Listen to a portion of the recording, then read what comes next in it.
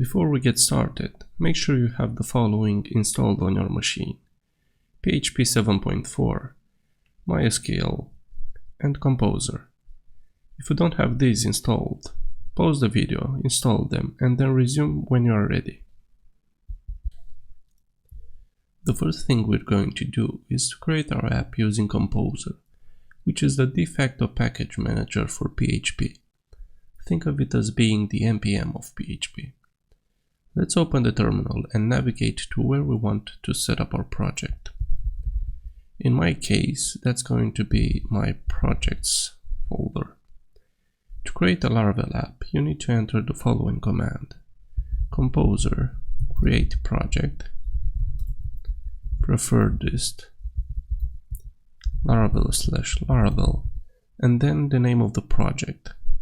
We're going to build an API for a food tracker app, so I'm gonna name it food tracker. And now Composer will do its magic and download the Laravel files. Okay, now that the project is created, let's open it in Visual Studio.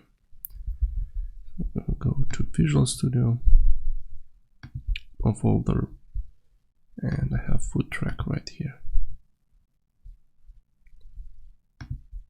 If you are using Visual Studio Code, the first thing you'll want to do is to install an IntelliSense extension to get auto completion. So let's go to extensions and search for PHP. I'm gonna go with the second one.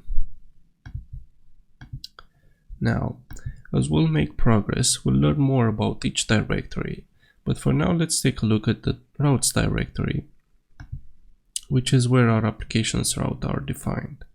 We have 4 different files here, but since we're building an API, we're interested in the API file. Let's clear this out.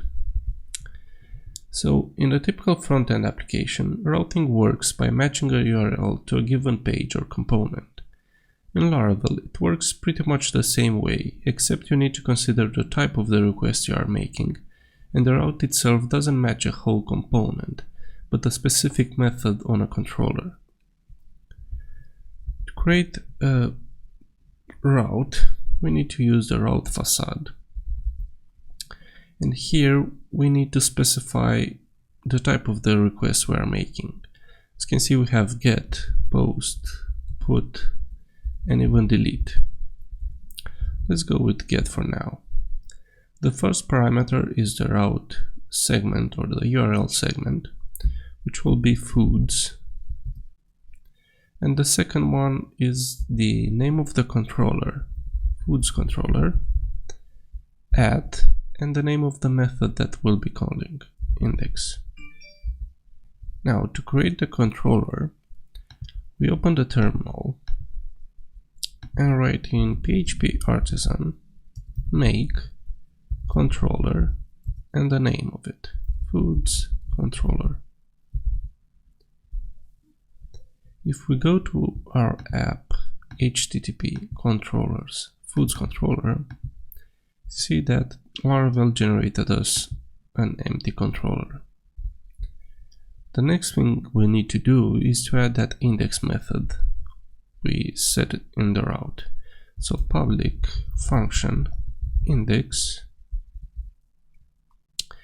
and now we can just return some dummy data. So let's return an array with ID 1, name, milk, and save. To open up or to spin up a server, we can run php artisan serve. This is the same as you would run npm serve or npm start. Need to go to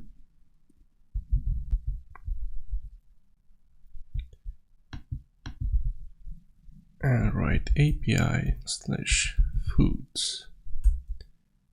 and here we get our response.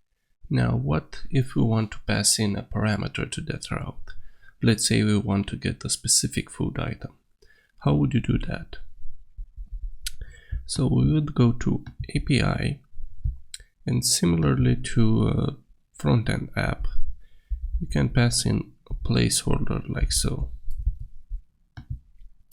And now whatever we pass in the URL will be passed to the index method as a parameter.